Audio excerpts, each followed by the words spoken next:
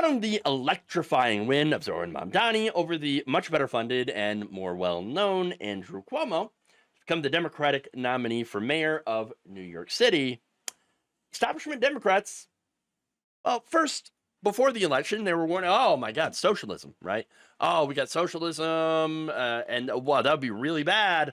You know, the dangers of socialism, and this guy's only 33 years old, and he's so inexperienced, and so he can't run New York City.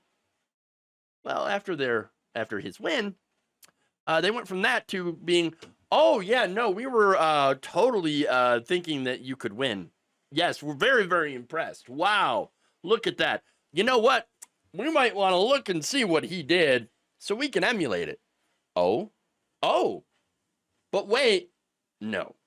See, HuffPost is reporting that Democrats, nationally and in New York City, were almost uniformly impressed with how Assemblyman Zohran Mamdani delivered a stunning primary upset against former Governor Andrew Cuomo, zeroing in on the cost of living, creating moments that went viral, winning over young people increasingly disenchanted with the Democratic Party, and even doing surprisingly well among working-class Latino and Asian voters who had previously shifted to Donald Trump in the 2024 presidential election. And in fact, look, these same voters, by the way, had also went for Eric Adams in 2021. Going from Adams, who was a so-called moderate centrist, to a democratic socialist like Mamdani, they're looking at that and saying, whoa, what is going on here? How did that happen? Instead of going for Cuomo. What? Now, here's an example of the response here from House Democratic leader Hakeem Jeffries, for example, posted this on social media. Quote, Assemblyman Mamdani ran a strong campaign that relentlessly focused on the economy and bringing down the high cost of living in New York City. So that is objectively true. That is exactly what he did. Now, I know Hakeem Jeffries, not personally, but I know that he is not exactly a fan of the left. And so he does not often praise the left. In fact, Hakeem Jeffries, more often than not, has gone out of his way to show that he despises the left, specifically our policies. So what happened? Does this mean Hakeem Jeffries has changed his mind? No.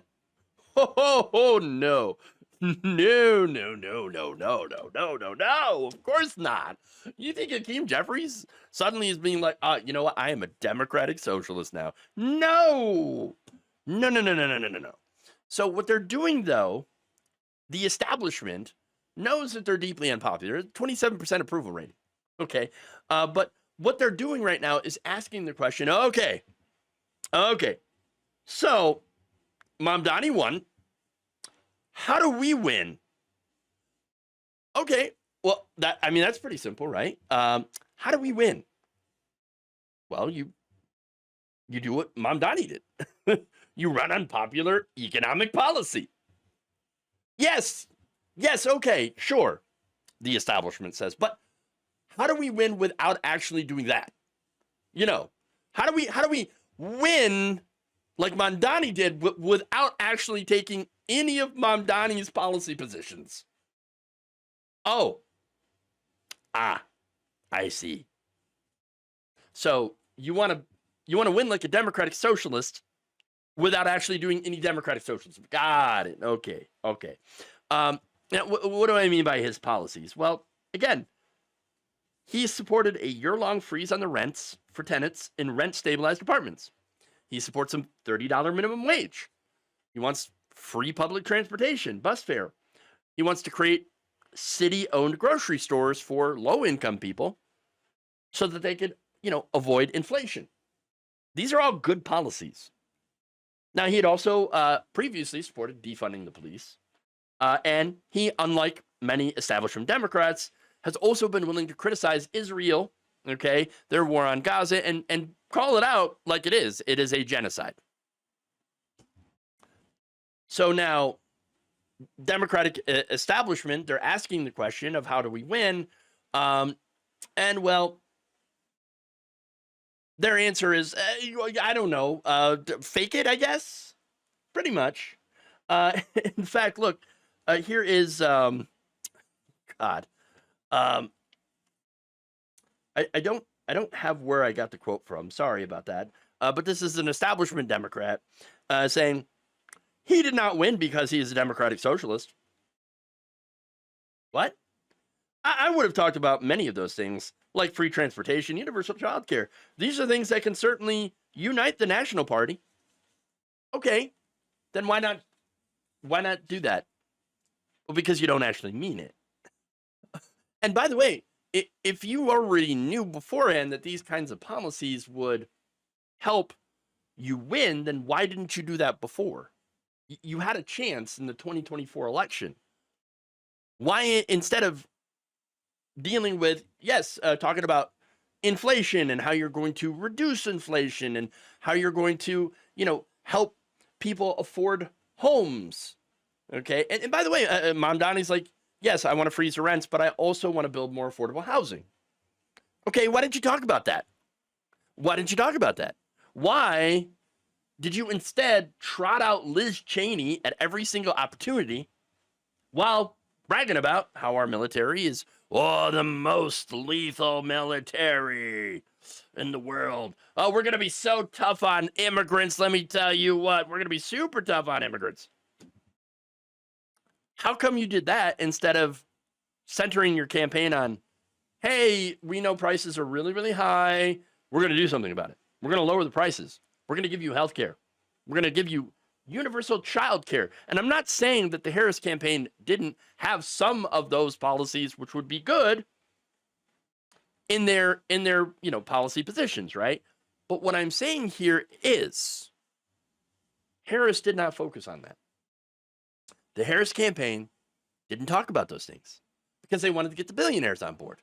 And not only did they want to get the billionaires on board, but they also wanted to get Republicans on board, the anti-Trumpers, right? The so-called anti-Trump Republican vote on board. So of course they couldn't talk about like, oh no, we're gonna, yes, sure, we're gonna do things that are gonna make we're gonna raise the minimum wage, raise it to like $25 an hour. They didn't even do that.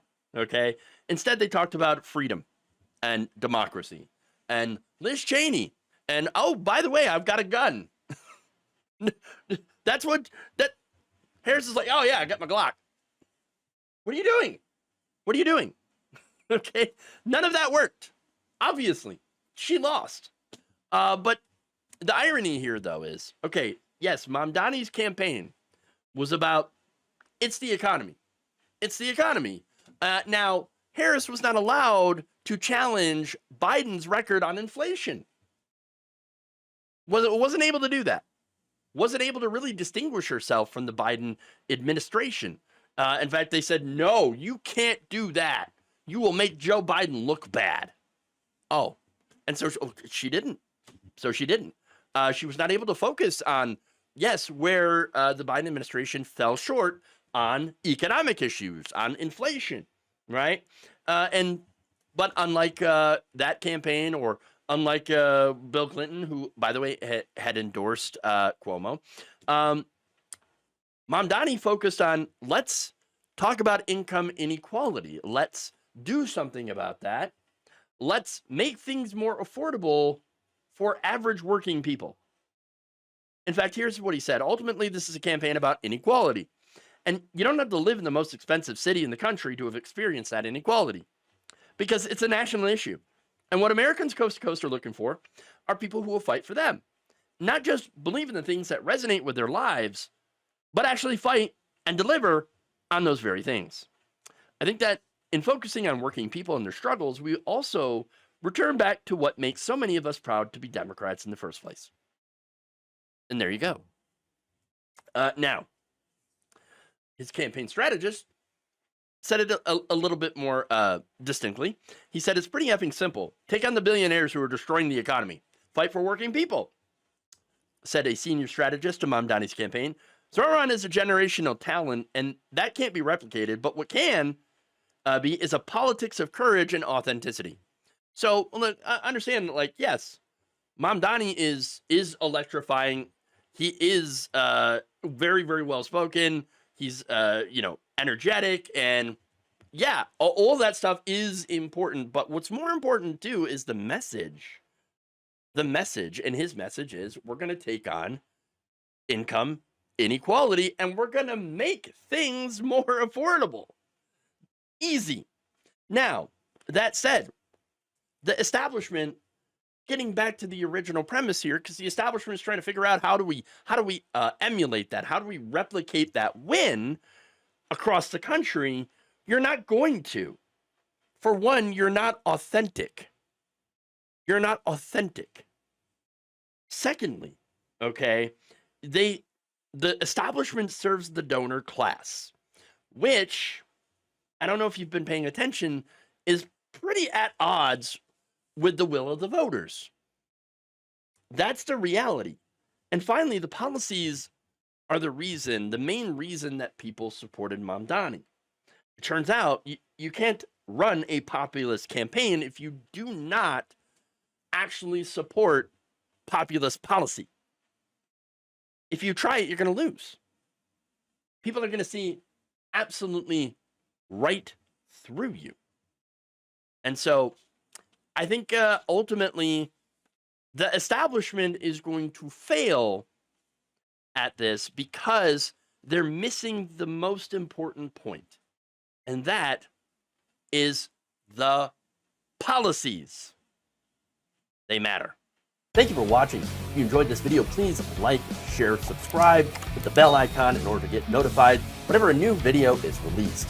And if you want to support independent, progressive media through this difficult time where it seems like everybody is shutting down, you can become a member on our YouTube page, you can become a subscriber on Facebook, or you can go to my Patreon.